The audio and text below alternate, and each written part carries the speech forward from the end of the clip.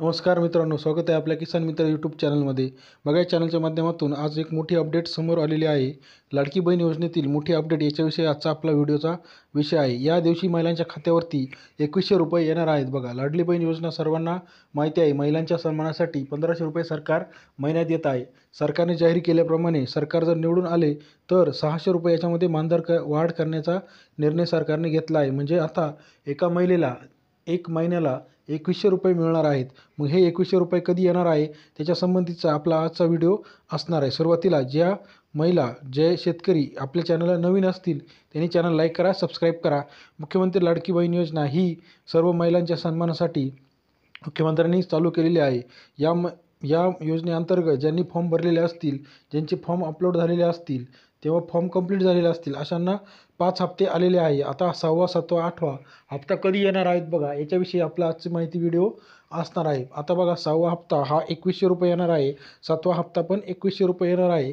म्हणजे एकूण महिलांना 4200 रुपये या 3 ते 4 दिवसामध्ये येण्याची दाट शक्यता आहे. त्याच्यासाठी सर्व महिलांनी आपले आधार कार्ड, जे का बँक लिंकिंग आहे का नाही हे एकदा चेक करून बघणे गरजेचं आहे.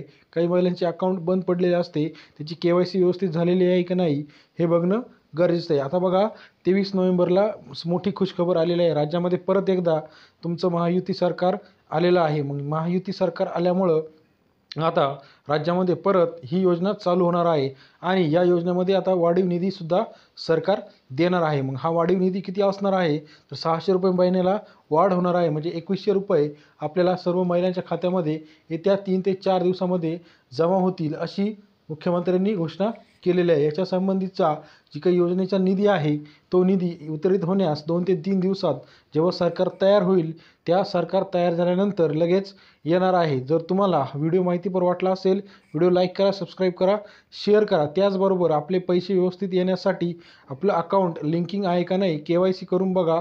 आणि त्याचबरोबर आपल्या बँकेचं अकाउंट जर गोठलेलं असेल तर ते बँकेत जाऊन आपल्याला चालू करून घ्यायचं आहे. जर काही समस्या असतील तर लॉग इनवरती जाऊन परत एकदा चेक करा.